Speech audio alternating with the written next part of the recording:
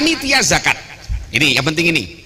Panitia zakat yang dibentuk oleh masjid, yang dibentuk oleh musola, yang dibentuk oleh pesantren, yang dibentuk oleh sekolah, yang dibentuk oleh majelis taklim, bukan termasuk amil.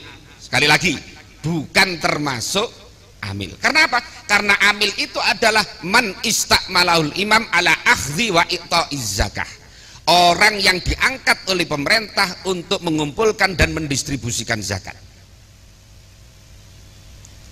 Bahkan menurut Undang-Undang Zakat nomor 23 tahun 2011, siapa orang yang bukan amil, siapa pihak yang mengumpulkan dana dari masyarakat, maka akan dikenai sanksi 50 juta rupiah.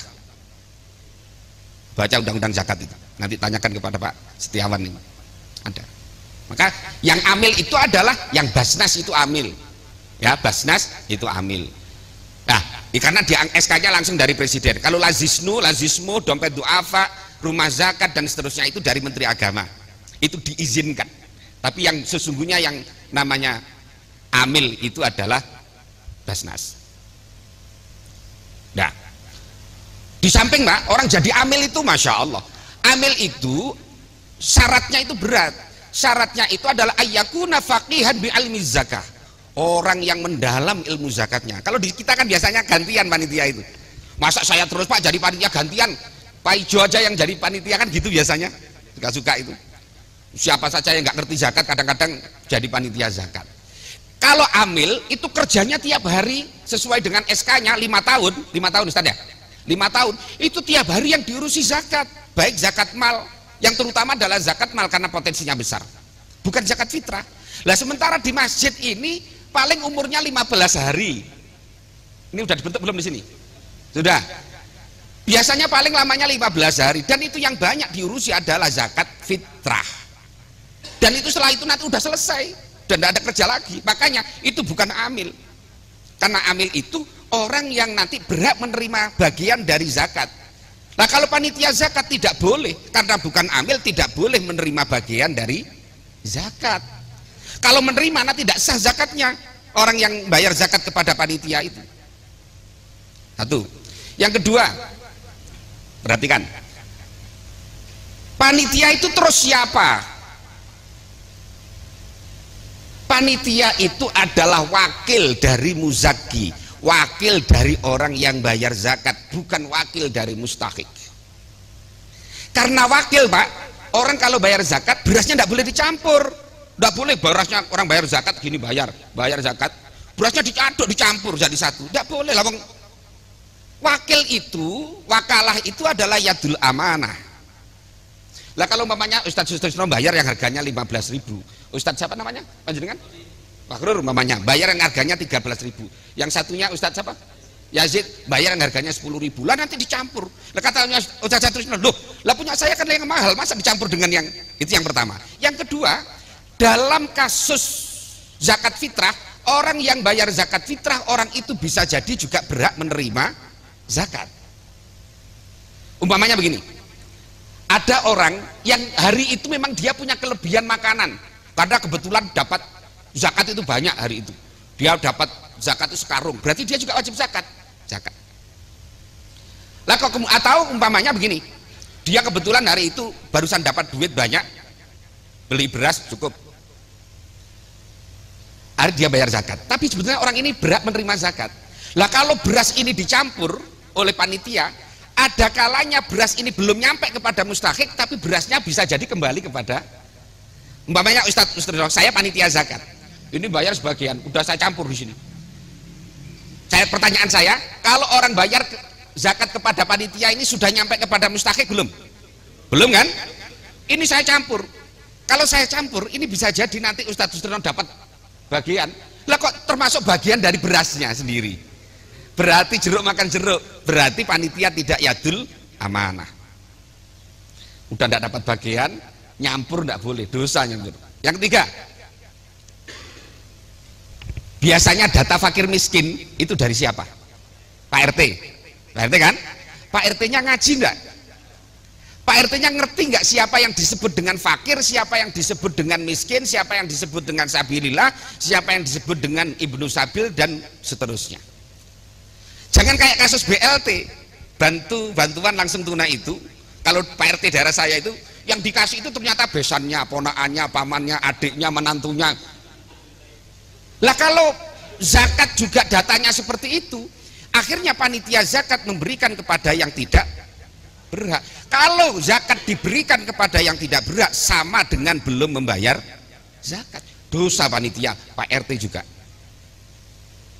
Nah, satu. Yang kedua, contohnya lagi, data yang masuk kepada Pak RT, giliran mau dibagi, orangnya mudik. Karena orangnya dari Madura, kayak Ustadz Yazid dari Madura, ini dari Jawa. Yang banyak Jawa itu pada mudik. Giliran mau dikasih, akhirnya orangnya mudik. Beras akhirnya disimpan oleh panitia di masjid, nunggu setengah bulan datangnya. Lah padahal paling akhir mendistribusikan zakat fitrah adalah ghurubus syamsi tanggal 1 Syawal. Kalau lebih dari itu berarti dosa. Udah panitia ini tidak dapat bagian, nyampur tidak boleh, terlambat dosa. Salah juga dosa.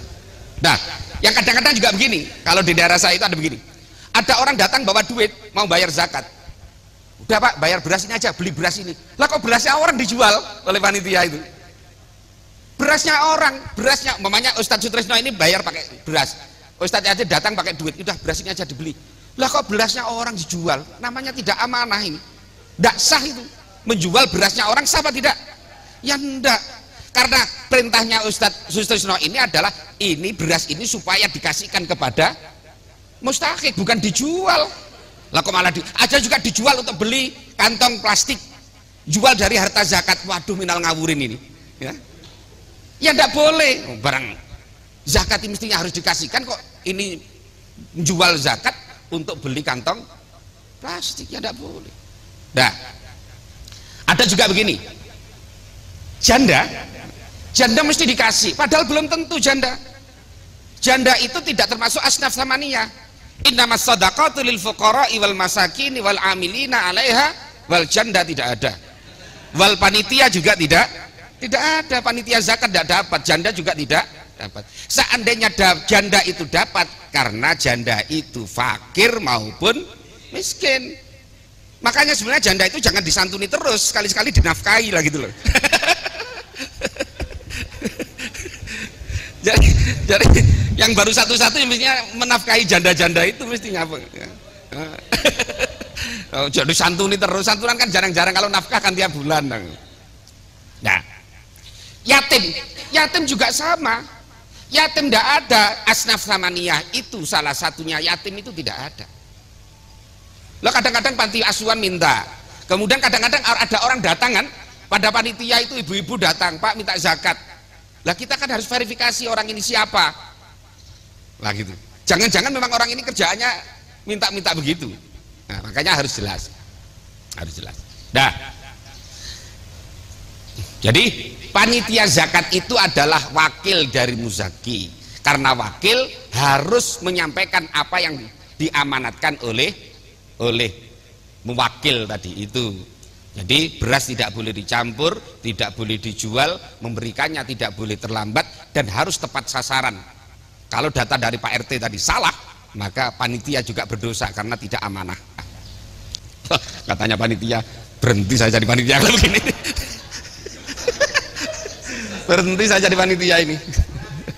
Apalagi yang biasanya sekolah-sekolah, waduh, sekolah-sekolah itu mana nggak jelas urusannya. Sekali lagi saya ulangi, ini ibadah Pak. Jadi tidak hanya sekedar Pak Ustadz kan sama saja, yang penting kan berasnya nyampe kepada yang berhak. Jadi ini bukan hanya sekedar nyampenya beras, tetapi ada sisi ibadahnya. Makanya oleh Sayyid Murtado Az-Zabidi di dalam syarahnya Ikhya itu mengatakan, at-tasahulu fihi ghairu qadikhin fi hifdzil faqir walakin qadihun fi ta'abbud. Jadi kalau salah dalam kaifiyahnya ini bisa jadi orang fakir miskinnya bagiannya tetap, tapi sisi ibadahnya yang salah.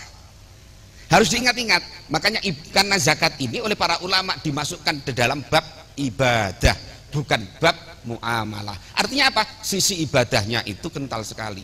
Jadi jangan kayak mainan-mainan ini sepenting zakat nyampe, bukan begitu. Harus sisi ibadahnya ini kuat. Nah, Sekarang siapa yang dimaksud dengan fakir? Fakir adalah man la mala wala kasbalahu likifayati hajatihi nisfi hajati. Orang yang tidak punya harta, tidak punya pekerjaan untuk mencukupi separuh dari kebutuhan hidupnya. Contohnya begini, kalau ada orang umpamanya tiap hari harus mengeluarkan duit 100.000 karena untuk makan, untuk biaya anak sekolah, untuk nyicil ini tempat itu sewa kontrakan umpamanya, totalnya umpamanya sehari harus 1.000. Padahal orang ini penghasilannya sehari kurang dari 50.000. Ya kadang-kadang sampai 200.000 sehari, tapi seminggu tidak ada yang nyuruh, akhirnya nganggur karena dia buruh serabutan umpamanya. Maka orang ini kategorinya adalah fakir. Yang kedua, kakak kelasnya ini namanya miskin. Orang yang man lahu kasbun wa malun. Orang yang punya harta, punya uang, tapi tidak mencukupi kebutuhan 100%-nya. Ada orang punya pekerjaan penghasilannya di atas 50.000, tapi tidak sampai 100.000, padahal kebutuhan tiap harinya harus 100.000. Orang ini namanya miskin. Nah, Pak RT harus ngertiin Pak RT ini, ya. Nggak sembarang orang ditulis. Nah, kemudian yang dinamakan amil tadi, amil adalah bukan panitia. Amil itu adalah pegawai yang diangkat oleh pemerintah dan yang diurusi tiap hari adalah urusan zakat, bukan yang temporal seperti panitia zakat yang hanya 15 hari. Kadang tidak sampai 15 hari karena H-2 sudah, kadang-kadang begini, kadang udah dibagi semuanya, ada orang bayar zakat udah tutup, tidak mau. Karena ada begitu ya, tidak mau nerima. Lo kok tidak mau nerima? Lah zakat itu lo diterima saja, diberikan kepada orang yang kemarin sudah dapat, dikasih lagi, boleh enggak? Ya boleh. Jadi umpamanya ada ibu-ibu yang kemarin sudah dikasih 10 liter bagiannya, sekarang ada lagi orang bayar zakat, ya diterima saja, dikasihkan lagi, ditambahkan kepada itu, kan juga ada apa-apa. Lah kok panitia enggak mau, udah tutup Bu, jangan bayar di sini, yang lain saja. La ilaha illallah Muhammadur Rasulullah. Nah, yang berikutnya adalah yang paling ramai itu sebenarnya tentang sabilillah. Sabilillah itu memang di dalam kitab-kitab yang lama seperti Fathul Qarib, Fathul Mu'in, Fathul Wahab, Kifayatul Akhyar, Iqna, Bajuri dan lain sebagainya. Namanya sabilillah adalah al-ghuzzatu fi sabilillah. Orang yang perang di jalan Allah, bukan orang yang perang di jalan tamrin, ya, di jalan Allah. Jadi kalau orang dulu naik kuda bawa pedang, perang. Lah kalau sekarang bawa kuda, bawa pedang, anak bertanya, mau karnaval kemana Pak? Kira-kira gitu kalau sekarang ini. Jadi itu adalah orang-orang yang perang fisabilillah. Ini yang tafsiran lama. Yang tafsiran kontemporer dulu juga ada yang dinukil oleh Imam Qafal. Ini ada di dalam kitab Mafatihul Ghaib, tafsir Fakhrur Razi. Dalam tafsir Munir ada, I'anatul Talibin ada, bahwa yang dimaksud dengan sabilillah adalah sabilil khair. Ini yang diikuti oleh ulama-ulama kontemporer. Ini yang diikuti oleh Basnas, yang diikuti oleh Lazismu dan sebagainya. Umpamanya ada yang, Pak Ustadz saya tidak setuju, tetap harus orang yang perang fisabilillah. Ya tidak apa-apa, namanya pendapat kan ya, orang boleh dong beda pendapat. Ya, artinya tetap kukuh dengan yang pendapat yang lama, yang al-Ghuzzat.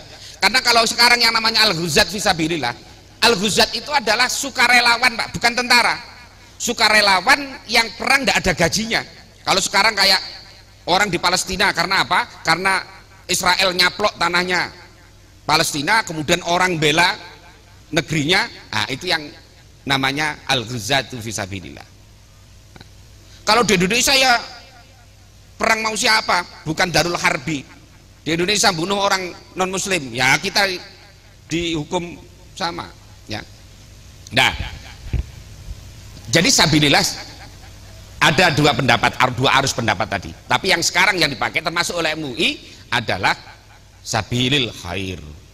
Makanya di situ memberikan kepada guru-guru yang memang gajinya tidak memenuhi UMR umpamanya, ya, maka termasuk boleh dikasih zakat. Atau kemudian guru-guru ngaji, guru-guru lekar, ya, yang ngasihnya orang tuanya semau-maunya, orang itu tidak imbang. Orang belajar, kalau anaknya tidak bisa bahasa Inggris, tidak bisa matematika, dicarikan bimbel yang mahal, berapapun dibayar. Lo anaknya nggak bisa ngaji Quran, lo gurunya gratisan. Kadang-kadang ditarik per bulan 50.000 aja, nunggaknya udah berbulan-bulan. Itu kalau daerah saya. Kalau daerah sini insya Allah enggak beda maksudnya. Nggak beda. Nah, kemudian yang dinamakan dengan Ibnu Sabil. Ibnu Sabil itu orang yang bepergian, yang bepergiannya bukan maksiat, kemudian untuk apa kehabisan dana, maka boleh minta atas nama Ibnu Sabil. Gini kuncinya Pak, harta zakat kalau sudah nyampe kepada mustahik maka urusannya sudah selesai. Saya ulangi, harta zakat kalau sudah nyampe kepada mustahik maka urusannya sudah selesai. Umpamanya saya Pak, saya berhak menerima zakat, Ustadz Sutrisno ini bayar zakat kepada saya. Beras ini, beras yang saya terima, kalau umpamanya beras saya pakai bayar zakat, boleh tidak? Boleh. Saya jual? Boleh. Saya kasihkan orang? Saya masak makan ayam? Boleh. Berarti kalau sudah nyampe kepada mustahik maka urusan zakatnya sudah selesai. Ini kata kuncinya nanti, supaya sebagai solusinya supaya panitia tetap mau jadi panitia. Jadi begini solusinya, panitia zakat hendaklah mencantumkan mustahik dalam penerimaan zakat. Kayak panitia ini juga saya masukkan panitia, tapi ini mustahik, orang yang betul-betul berhak. Ini merbot umpamanya, atau siapa yang berhak, atau siapa orang yang fakir maupun miskin, atau orang yang memang berhak menerima zakat. Jadi orang bayar zakat itu semua ke sini, tapi sebelumnya bilangi, Tat, kamu nanti kalau menerima zakat setelah diterima berikan kepada panitia. Nah gitu kan, nanti gantian. Jadi orang bayar zakat itu ke sini, panitia nulis saja. Setelah diterima diberikan kepada panitia. Nah, dah. Nanti dijadwal ini pagi sampai zuhur mamanya. Lah beras yang diterima zakat tadi sebetulnya hak milik ini. Kalau dibawa pulang bagaimana? Oh ya boleh, tapi kalau dibawa pulang jangan ditunjuk lagi orang ini. Dimasukkan buku enteng-enteng, jangan ditunjuk lagi orang ini. Karena saya sudah praktekkan di Jawa Timur, prakteknya seperti ini. Ya, jadi saya sudah praktekkan di Rawa Indah itu seperti itu. Jadi orang bayar, setelah itu diberikan kepada dari mustahik, diberikan kepada panitia. Lah, sudah kalau ngumpul kepada panitia, beras dicampur sudah boleh karena sudah bukan beras zakat. Ya, karena sudah nyampe mustahik tadi. Jadi umpama segini bayar semua sekampung, bayar semuanya ke sini lewat sini, kemudian diberikan kepada mustahik.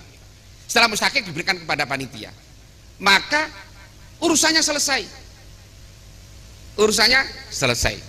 Artinya apa? Setelah itu dibagi sesuai dengan rapat yang sebelumnya. Data dari Pak RT tetap diberi. Data fakir siapa berapa persen, daftar miskin berapa persen, nanti sabilillah berapa persen. Sudah semuanya dapat selesai. Ya, panitia boleh karena sudah bukan harta zakat. Seandainya nanti ada orang datang membeli dari ini, boleh karena sudah bukan harta zakat. Kalau sebagian dijual untuk beli kantong plastik untuk membagi, boleh karena sudah bukan harta zakat. Nah gitu loh, ini solusinya ini solusinya. Jadi solusi supaya secara fikih tidak nyalai aturan, kemudian distribusi kepada masyarakatnya tetap tidak ada yang berubah. Jadi umpamanya Ustadz Saifuddin sudah mencanangkan umpamanya fakir miskin di daerah ini, daerahnya apa namanya? Bedahan umpamanya fakir miskinnya ada 500, kemudian sabilillahnya ada 50, kemudian Ibnu Sabilnya 10 umpamanya, nanti jaga nih kalau ada orang datang kehabisan biaya. Kemudian apalagi mu'alaf, kalau ada mu'alaf ya mu'alaf. Tapi kalau orang karena kredit motor, kredit mobil, kredit AC, kredit apa namanya kulkas, kemudian datang ke panitia zakat atas nama ghorim, ya tidak boleh. Ini bisa jadi ghorim semua, ini nanti segini semua. Nah gitu. Jadi solusinya tadi Pak, solusinya panitia zakat membentuk mustahik. Jadi mustahiknya ini bisa dimasukkan ke panitia, juga boleh yang bukan masuk. Beberapa orang gantian, umpamanya Pak siapa namanya? Pak Ansori, dinas mulai pagi sampai zuhur. Nanti setelah zuhur Ustadz Sutrisno, zuhur sampai maghrib. Nanti setelah taraweh sampai malam siapa lagi? Besok begitu ganti lagi. Nah, terus kemudian beras yang sudah diterima diberikan kepada panitia. Nah, panitia ini memberikan data seperti yang data dari Pak RT tadi, tidak masalah. Seandainya ada yang mudik sekalipun, beras tadi disimpan, tidak masalah, karena sudah bukan harta zakat. Nah, kemudian dicampur, tidak apa-apa, karena sudah bukan harta zakat. Jadi ini secara fikih sudah benar, kemudian distribusinya sesuai dengan yang direncanakan. Nah gitu, ini solusinya. Demikian dari saya. Kalau ada salah-salahnya mohon maaf. Wallahul muwaffiq ila aqwamit thoriq. Assalamualaikum warahmatullahi wabarakatuh.